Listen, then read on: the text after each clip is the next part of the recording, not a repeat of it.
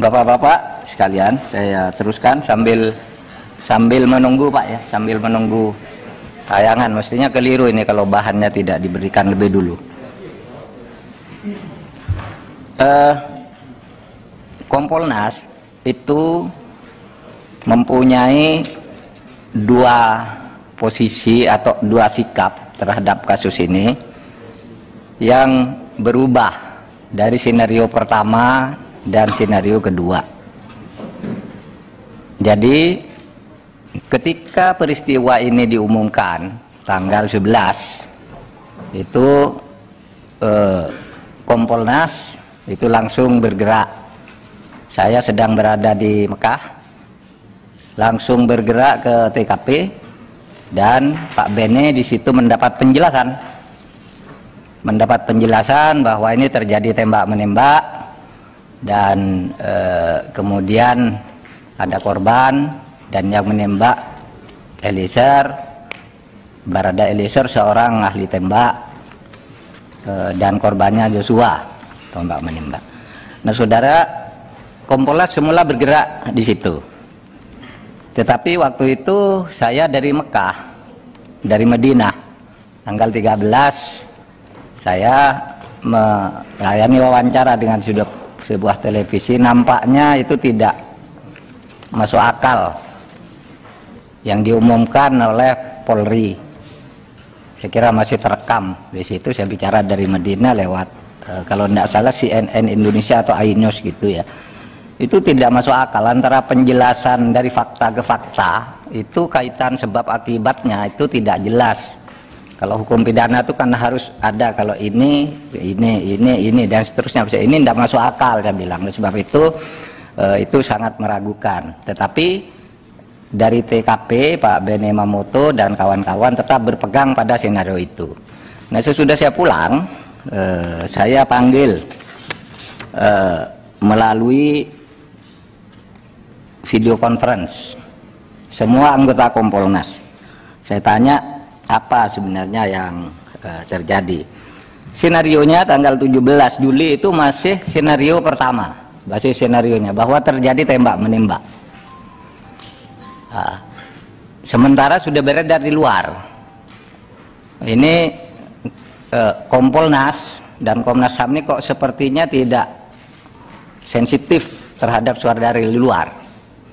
Saya panggil Pak Bene Mamoto bersama Bu Pungki berdua ke rumah saya. Itu tanggal 24 saya panggil. Pak, gimana perkembangannya? Anda yakin nih? Ya Pak, itu dari lapangan, kami dapat dari lapangan. Oke, penyelidikan lain apa? Ya belum, semuanya harus dari situ. Nggak boleh masuk, nggak boleh tanyain itu semuanya. Oke, saya bilang. Ini ada isu di luaran bahwa Kompolnas dan Komnas HAM, saya bilang Komnas HAM, maaf ya, saya bilang ke Pak Bene maksud saya, Komnas dan Komnas HAM ini sudah di-steer oleh sebuah skenario, saya bilang. Katanya udah ada yang dipanggil dan diarahkan untuk jawab gitu. Nah disitulah Bu Pungki lalu menjawab, itu saya Pak, itu saya yang dipanggil oleh Pak Ferdi Sambo. Terus ya dia hanya nangis saja bilang, Mbak Pungki, saya ini didolimi, istri saya dilecehkan. Kalau saya di sana saya tembak sendiri dia. Ini kata Mbak Pungki, nih tambah Pungki. Udah ada kata tembak sendiri. Oke, saya bilang. Terus siapa lagi? Saya bilang. Saya dengar dari karena sidang DPR ya, saya buka aja. Saya dengar dari Komnas HAM juga. Siapa? Khairul Anam katanya. Dan izin, Pak Mahfud. Ya. Kompolnas, Pak Mahfud sebagai Menko atau Ketua Kompolnas yang dalam hal ini bisa panggil Komnas HAM itu alasannya apa? Atau memang wewenang tugas Bapak bisa panggil Komnas HAM beserta Kompolnas untuk itu? Oh enggak, saya enggak pernah manggil, koordinasi aja seperti dikatakan oleh Pak Taufan, kita koordinasi terus gitu. Nah, saya enggak manggil, Khairul Anam itu telepon dulu. Nah, lalu dia mau ketemu, menjelaskan. Saya kira kalau itunya enggak terlalu penting lah. Koordinasi kita sudah berjalan terus. Koordinasi biasa. Koordinasi biasa. Tukar informasi biasa. Sering ke rumah juga makan-makan kita karena kita punya kepentingan tugas yang sama. Itu suatu kewajiban Pak Khairul Anam. Komnas HAM dipanggil sama beliau suatu keharusan atau bentuk komunikasi saja atau gimana? Komunikasi, Pak. Itu. Ada pertanyaan loh, seorang Menko manggil Anda secara institusi, Anda disetujui sama komisioner lain nggak? Iya, kami yang sekarang paling intensif koordinasi adalah soal penyelesaian Papua. Koordinasi sama komisioner Anda yang lain nggak? Soal koordinasi. Urusan pribadi atau urusan institusi? Institusi, Pak. Koordinasi, ya, koordinasi. Soal misalnya tahapan kami penyelesaian Papua. Itu dilaporkan nggak ke internal Anda hasil pertemuan dengan Pak Mahfud? Iya, dilaporkan, Pak. Rame-rame mereka, Pak, bukan sendiri. Ya, ini saya tentang HAM berat juga sama. Sorry, Pak Mahfud dan Pak Khairul Anam. Pak Mahfud kan Menko merangkap Ketua Kompolnas. Ya. Kesannya adalah ini suatu panggilan. Kalau gitu kapasitasnya, apakah Komnas HAM di bawah Menko? Enggak, Pak. Kan publik bisa menilai begitu. Ada sesuatu yang aneh juga gitu. Mungkin masuk ke substansinya? Mungkin masuk ke substansinya nanti disimpulkan aja bahwa begitu kan bisa. Ya, ini kan ada pertanyaan-pertanyaan Pak Mahfud. Seolah-olah powerful Pak Mahfud, ya. Ini kita lihat juga, jangan bahasa yang ini yang tidak jelas harus kita perjelas hari ini semuanya. Jadi jangan sampai seolah-olah komunikasi biasa, seolah-olah bahwa Kompolnas membawahi Komnas HAM atau Menko Polkam membawahi Komnas HAM. Ini kan jadi salah kalau persepsinya itu. Makanya saya bertanya, ini koordinasi biasa atau sesuatu kewajiban atau apa? Ya, koordinasi biasa, Pak. Tentang HAM berat misalnya kita juga koordinasi. Tentang Paniai yang terakhir kita koordinasi, Pak. Tentang penyelesaian konflik Papua, ya tentu kita harus koordinasi, Pak, karena nanti akan melibatkan pemerintah dalam proses dialog damai itu. Jadi seperti itu. Oke. Apa, Pak? Lanjut, Pak Mahfud. Terima kasih, Pak Desmond yang terhormat. Saya lanjutkan. Jadi ketika saya bertemu dengan Pak Anam, Pak Khairul Anam, sama Pak ceritanya. Pak, saya betul-betul ketemu dengan Pak Sambo, tapi saya tidak berpengaruh sama sekali. Saya tetap profesional. Gini. Terus gimana, Cik? Sama Pak Khairul Anam itu, Pak Khairul Anam sambil berdiri di tempat saya, berdiri di keliling gitu, berdiri betul. Begini loh Pak Sambo. Saya ini dianiaya gitu-gitu, bolak-balik. Saya sudah ditanya ada apa Bang, enggak tahu. Enggak menjelaskan apa-apa, hanya bilang dianiaya, didolimi, istri saya dilecehkan. Itu yang saya dengar. Lalu tentu saya cari ke sumber luar karena tidak ada di sini, saya tidak sebut orangnya agar tidak dianggap nggak ada. Karena bagi saya harus izin yang bersangkutan kalau saya menyebut dia. Saya tanya orang lain sama Pak, cuma begitu penjelasannya. Nah oleh sebab itu sudah itu saya panggil Kompolnas rapat lagi gitu. Kita balik basis senarionya sekarang. Senario kasusnya itu bukan tembak menembak. Coba masuk ke penembakan, pembunuhan, masuk ke situ coba. Kita terus koordinasi dengan Kapolri, dengan Polri, masuk ke sana saling. Saya komunikasi terus sehingga pada akhirnya ketika keluarganya Pak Mas Joshua itu ke kantor saya, lalu muncul di situ malamnya Barada tersangka. Nah, sebelum itu Barada sudah mengakui sepenuhnya bahwa dia yang menembak seluruhnya. Itu yang diumumkan di Komnas HAM. Ya, begitu itu Barada mengaku dia yang menembak dan sebagainya tanpa penjelasan panjang. Dan itu bukan laporan Komnas HAM ke saya, itu ada di TV gitu. Oh iya sudah mengaku ini gitu kan. Jadi dia yang mengaku, tetapi begitu kita bicara-bicara tentang ini tidak bakal bisa menurut laporan Pak Benny Mamoto ke saya, Pak, ini tidak akan bisa dibuka kalau gitu. Ini tidak diadakan bedol deso. Kenapa? Semua tempat kejadian sudah diacak-acak. Ini udah ganti, ini ganti, sudah tambah barang ini dari yang olah TKP pertama. Lama itu.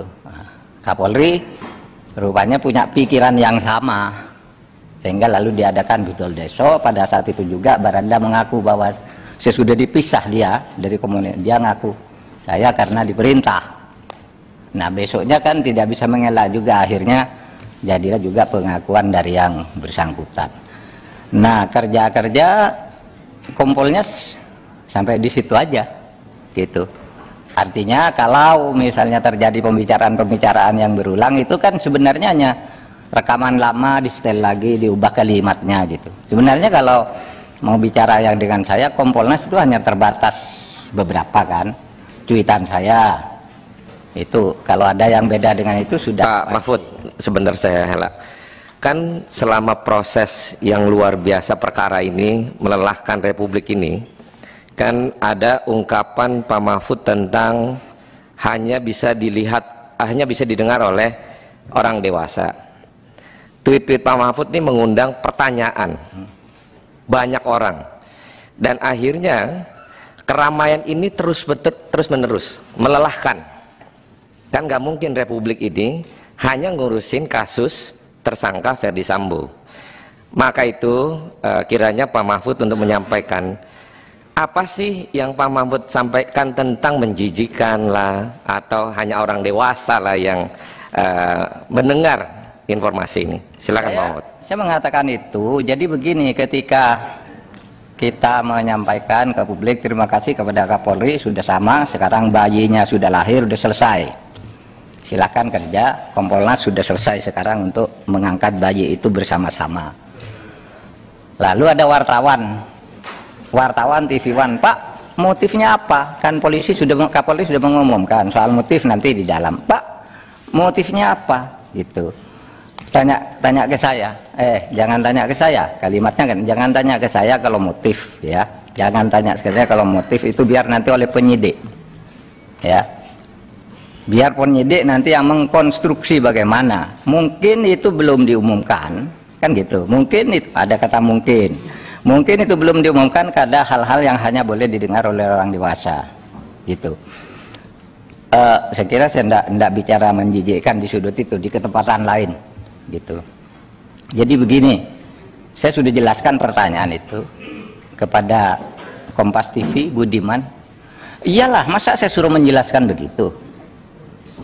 Itu orang dewasa katanya itu pelecehan. Pelecehan itu kan ada prosesnya. Maaf, saya bilang, apakah buka baju, apakah menunjukkan barang tertentu, atau bagaimana pelecehannya, itu mungkin hanya boleh didengar oleh orang dewasa. Lalu laporan kedua, perkosaan, gitu kan. Lalu gimana memperkosanya? Masa saya suruh menjelaskan? Tanya ke polisi dong, dan itu nanti pasti dibuka oleh polisi. Saya bilang, saya sudah koordinasi, dibuka aja, saya bilang. Jangan ada yang ditutupi, gitu. Jadi penjelasannya itu aja. Saya tidak tahu menjijikan itu apa, gitu ya. Itu soal yang berbeda. Izin pimpinan, Pak Mahfud. Ya. Tugas Kompolnas itu apa? Diperjelas Pak. Tugas Kompolnas itu apa sih sebenarnya? Tugas sangat ya. Saya ini Menko Polhukam. Ya. Ex officio Ketua Kompolnas. Kompolnas itu ikut mengawasi, memberi rekomendasi, tapi saya Menko Polhukam yang harus menerjemahkan setiap yang dikatakan presiden kepada publik. Misalnya gini, kalau sudah presiden bicara ke publik, menteri itu tidak usah tanya lagi. Dan yang saya tanya bukan Menko-nya Pak, tugas Kompolnasnya. Seandainya ini kan officio, Kompolnas itu pengawas eksternal. Ya. Pengawas eksternal Polri. Eksternal atau internal? Pengawas eksternal Polri. Jadi dia mitra. Ya. Saya waktu ketemu pertama sebagai Kompolnas, saya bilang, Kapolri, saya tidak akan menjadi seperti Kompolnas dulu, seperti musuh. Kita kerjasama aja. Kalau kita punya masukan, kita sampaikan. Kalau Bapak ada keluhan apa, pertanyaan, Kompolnas sampaikan. Itu sejak awal Kapolri dilantik, saya bilang begitu. Ketemu dengan Kompolnas. Oleh sebab itu kita menempatkan diri sebagai mitra. Itu aja. Pak, kalau posisi sebagai mitra, ya, apa bedanya dengan DPR? Sama saja. Sama saja dengan LSM, dengan Media kan juga sama aja, boleh bicara apa saja. Tidak mampu melakukan atau tidak punya perangkat untuk melakukan penyidikan. Dalam hal ini maka Bapak berdiskusi dengan Komnas HAM, saya paham. Tangan Komnas HAM harapannya bisa menginformasikan sesuatu kepada Kompolnas. Saya paham. Iya. Persoalannya adalah pada saat salah seorang anggota Kompolnas cuma jadi PR saja atas keterangan Polres Jakarta Selatan, ternyata itu salah. Ini kan luar biasa. Iya. Nah, luar biasa inilah dalam catatan sebenarnya Kompolnas ini perlu nggak? Oh, terserah Bapak kan yang buat Kompolnas ada ini. Iya, yang saya Kan tanya. DPR yang buat. Iya, Kalau kalau mau menurut saya, dibubarkan, kalau bubarkan kapasitasnya cuma jadi juru bicara, Iya. seperti itu ya tidak perlu ada Kompolnas. Ya silakan Pak. Nanti disimpulkan aja habis rapat ini. Oh iya, Kompolnas nanti kita bubar, simpulkan. terserah aja. Ya makanya kita panggil Bapak dalam rangka apakah Kompolnas diperlukan untuk melakukan pengawasan eksternal kepolisian. Ternyata kenyataannya ya cuma juru bicara, ya tidak punya tangan untuk melakukan penyidikan, atau ada pengalaman yang perlu Pak Mahfud ceritakan. Sementara ini ada ndak masukan catatan itu direspon positif oleh kepolisian? Banyak kasus. Pak. Banyak. Contoh. Oke, kasus KM50 gimana Pak? Bapak pernah bikin catatan itu kepada kepolisian? Saya pernah kirim surat langsung. Ya jawabannya apa? Itu urusan Kapolri. Saya pernah, saya sebagai Jawabannya, Menko Polhukam, tidak Ketua ada Kompolnas, jawaban ini apapun, nggak hasil penting ya, Pak? penyelidikan tindak lanjuti resmi Pak, tertulis Pak. Ada Masa tindak saya lanjut diam? nggak, Pak? Boleh dong. Ya boleh. Enggak, Ada kalau tindak soal lanjut nggak, Pak? implementasi di Polri jangan salahkan saya. Loh, tidak disalahkan Pak. Kita ini kan bernegara. Yang saya tanya adalah tugas Bapak itu direspon nggak? Kalau tidak direspon maka benarlah tidak perlu ada Kompolnas. Kalau direspon berarti ada Kompolnas. Polri semakin maju, kan begitu Pak? Kita Ya, kan silakan. bernegara Pak. Silakan Bukan aja menang-menangan. dinilai, Pak. Jadi jangan menang-menangan Pak. Saya menggali ini dalam rangka untuk kepentingan yang saya paham untuk bernegara. Kalau surat-surat Kompolnas tidak dilayani sama kepolisian, buat apa Kompolnas ada? Kan begitu Pak harusnya. Iya. Ini catatan saya nih. Pimpinan, terima kasih. Terima kasih Pak Desmond. Pak Mahfud, sebelum dilanjuti, karena tadi perdebatan antara Pak Desmond bertanya tentang Kompolnas, ini kan masalah jadi melebar kemana-mana. Yang kita inginkan adalah masyarakat secara total melihat kondisi ini. Sepertinya negara ini hanya fokus kepada tersangka Ferdy Sambo, sedangkan urusan lain banyak sekali negara ini. Saya sudah sampaikan di media sosial untuk berhenti bicara terkait dengan perkara Ferdy Sambo, tapi prosesnya silakan dilanjutkan, tapi tidak menjadi opini publik. Nah, mungkin Pak Menko yang selaku juga sebagai ketua ex-officio Kompolnas. Pak Ketua, Sebentar dulu, sebentar. Nanti kalian boleh menanggapi hal langsung kepada Pak Mahfud. Pak Ketua, bukan menanggapi. Saya hanya mengatakan gini, Pak Ketua, banyak hal yang ingin kita gali. Iya. Kasih kesempatan dulu Kompolnas untuk menguraikan. Ya, ini makanya ini akan saya sampaikan terkait dengan apa yang menjadi pertanyaan kita semua. Ini kan jadi kita bertanya nih kepada Pak Mahfud terkait dengan tweetnya yang sebelumnya. Ada LPSK, ada Komnas HAM. Teman-teman silakan tanya nanti. Ini terbuka. Cuman saya selaku pimpinan saat ini ingin menyampaikan Pak, bahwa Republik ini jangan menjadi isu nasional gara-gara tersangka Ferdy Sambo dan istrinya.